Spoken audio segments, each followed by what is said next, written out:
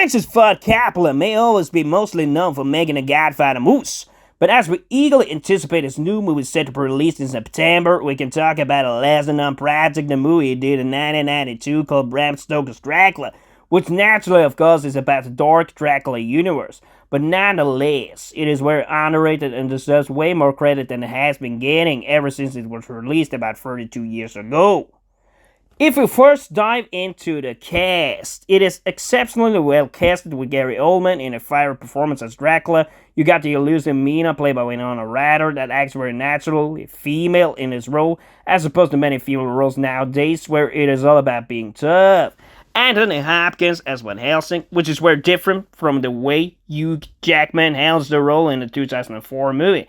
And I just dig the way he puts a spin on it, but at the same time manages to be believable and he shows his craft as an actor. You have got Keanu Reeves as the naive Jonathan Harker that takes on a dysfunctional relationship with Dracula and basically finds himself in hot water trying to be Renfield number 2. You got the actual Renfield played by Tom Waits actually in this movie, which is totally crazy, and it is a surprisingly good performance, which just adds to the playful craziness of this movie. Finally, you also have got Carrie Ells, which also had a cool role in the Ministry of Gentlemanly Warfare. One other reason why this movie is heavily underrated comes down to the way it is done. Basically, the flirtatious way it is filmed with the camera and everything to make this dark atmosphere, which surely has inspired movies such as The Blair Witch Project, with the flacking camera and everything. Well, it is a bit amateur made in that particular movie, but here it actually gives value to this dark universe created by Francis Ford Coppola.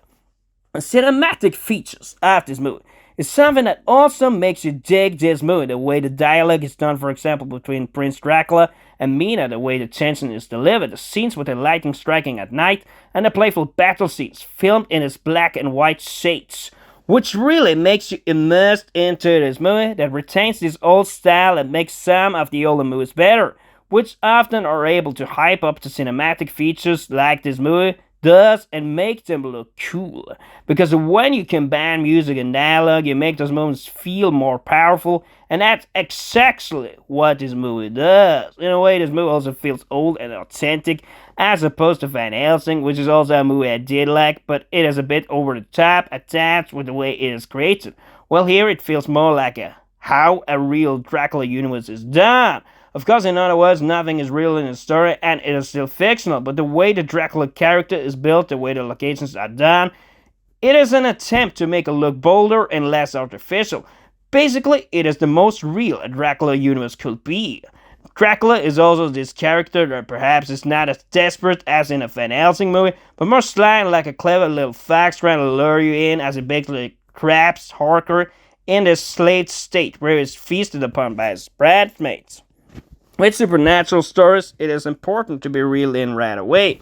And that's something you also feel in this movie, where despite all the voiceover during the letter reading, still get reeled in quite easily into the story, because unlike in Boy Kills World or in The Killer, it is not done all the time, but it is done in an economical way to introduce a new character and create interest. Basically, describing what each character is feeling, much like what was done in the Napoleon movie from last year, where you also see a good author performance by Anthony Hopkins at this ship right before he is introduced into this movie as Van Helsing, but the way he tells about the crazy, insane stuff happening on that ship as some sort of a captain's log approach, it makes you immersed into it right away.